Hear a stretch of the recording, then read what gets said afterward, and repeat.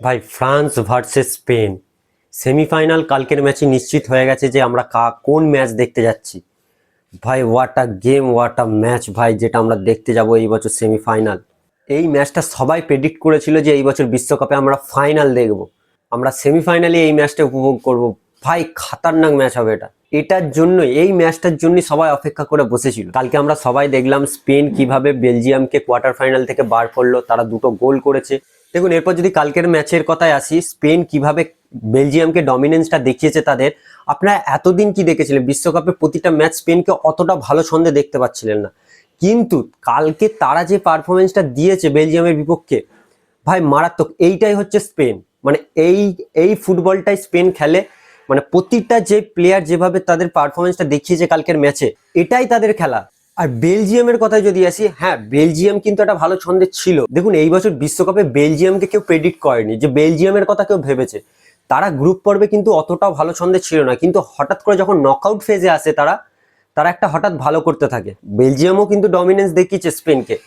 কিন্তু স্পেনের যে প্লেয়ারগুলো, কালকে আমরা পেড্রিকে বেঞ্চে দেখেছি, ফ্যাবিয়ান রুইজকে মাঠে প্রথম থেকে স্টার্ট করতে দেখেছি। পেড্রিকে আমরা কদিন ধরে ভালো ফর্মে দেখতে পাচ্ছি না। দেখুন, পেড্রি আপনাকে একটা ভালো চান্স ক্রিয়েট করে দেবে, ড্রিবলিং করে ভালো চান্স ক্রিয়েট করে দেবে, কিন্তু পেড্রির সব থেকে বড় সমস্যা হচ্ছে সে ভালো একটা ফিনিশার নয়, সে ফিনিশিং করতে পারে না। কিন্তু ফ্যাবিয়ান রুইজের স্পেনের দলের কৃতিত্বটাই হচ্ছে সে অ্যাটাকে প্রেস করে এবং তাদের যে অ্যাটাকার আছে স্পেনের, তাদেরকে হেল্প করে, এবং সে একটা ভালো ফিনিশারও। আমরা সবাই জানি সে গোলও করতে পারে। কালকের ম্যাচে আমরা তার গোলও দেখেছি একটা। স্পেনের যেটা আমরা জানি যে হাই প্রেসিং ফুটবল, কালকে সেই হাই প্রেসিং ফুটবলটা কালকে আমরা দেখেছি। বাট লুইস দে লা ফুন্তের আমার এই ডিসিশনটা খুবই ভালো লেগেছে যে ফ্যাবিয়ান রুইজকে তারা প্রথম থেকে স্টার্ট দিয়েছিল এবং তার বেনিফিটটাও তারা পেয়েছে।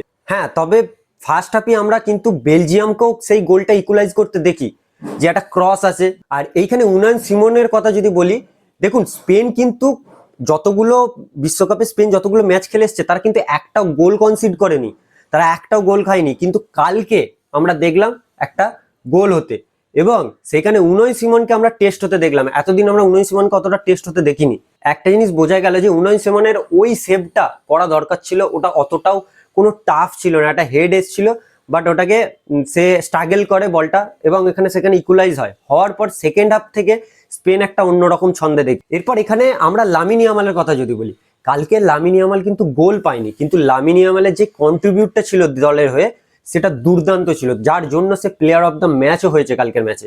সে দারুণ দারুণ ড্রিবলিং করে চান্স ক্রিয়েট করে, সে একটা ভালো প্রেস করে বক্সে ঢুকছে, এগুলো আমরা লামিন ইয়ামালের দেখেছি। আমরা পাও কুবার্সি, এই যে ডিফেন্ডারটার কথা বলছি, এই অল্প বয়সের ডিফেন্ডারটা, এই পাও কুবার্সি কালকে যে পারফরমেন্সটা দেখিয়েছে, আপনি যদি স্পেনের যে সেকেন্ড গোলটা হয়, মরিনোর যে গোলটা করে, হ্যাঁ এখানে অনেক ফ্যান্সরা বলতেই পারেন যে কোর্তুয়ার মিসিংটা আমরা কালকের ম্যাচে দেখলাম। হ্যাঁ অবশ্যই, কোর্তুয়ার যেই চোট হয়ে কোর্তুয়া যেভাবে উঠে গেল, ম্যাচটা অনেকজন বলতে পারে ম্যাচটা এখানেই হেরে গেছি।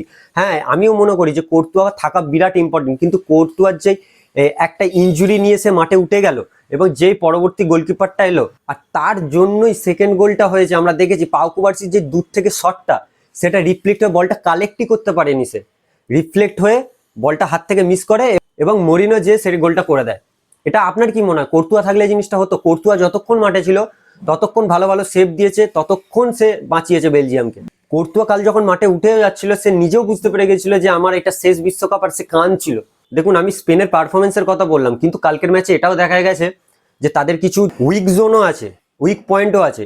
কি না, ওয়েজাবালকে আমরা ভালো ছন্দে দেখতে পাচ্ছি না। নিকো উইলিয়ামসকে কালকে আমরা সাবস্টিটিউটে দেখলাম সেকেন্ড হাফে, কিন্তু নিকো উইলিয়ামস এমন একটা প্লেয়ার যে সবসময় স্পেনকে স্টার্ট দিত, কিন্তু তার ইনজুরির কারণে আমরা এই বছর তাকে আমরা স্পেনের হয়ে দলে স্টার্ট দিতে দেখতে পাচ্ছি না। আর নিকো উইলিয়ামস থাকা অনেক স্পেনের একটা বিরাট একটা অ্যাডভান্টেজ, কারণ আমরা ইউরো কাপে দেখেছিলাম নিকো উইলিয়ামস লেফট উইং থেকে স্টার্ট করছিল, লামিন ইয়ামাল রাইট উইং থেকে, তারা যেভাবে দুটো অ্যাটাক দিচ্ছিল, এটা বিরাট স্পেনকে এফেক্ট ফেলে। আর নিকো উইলিয়ামস যবে থেকে ইনজুরি হয়েছে, তবে থেকে স্পেনকে আমরা খুব একটা ভালো ছন্দে দেখতে পাচ্ছি না। এরপর ফ্রান্স আর স্পেনের কথায় যদি আসি, অবভিয়াসলি যদি আপনি দেখেন সবকিছুতেই স্ট্রং হচ্ছে ফ্রান্স স্পেনের থেকেও।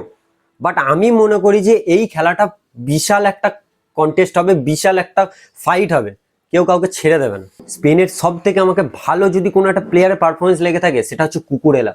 ভাই এই প্লেয়ারটা কালকে আমাকে দারুণ লেগেছে। সে যেভাবে, এমন একটা ফুলব্যাক এই বছর বিশ্বকাপে যদি কোনো একটা পারফেক্ট ফুলব্যাক যদি দেখতে পান তাহলে এই কুকুরেলা। সে ডিফেন্স থেকে ওয়ার্ক শুরু করে সে ফুলব্যাকে অ্যাটাকে যে চান্স ক্রিয়েট করছে, বড় বড় চান্স ক্রিয়েট করেছে, ভাই অবিশ্বাস্য কুকুরেলা যেভাবে পারফরমেন্স দিচ্ছে এবছর।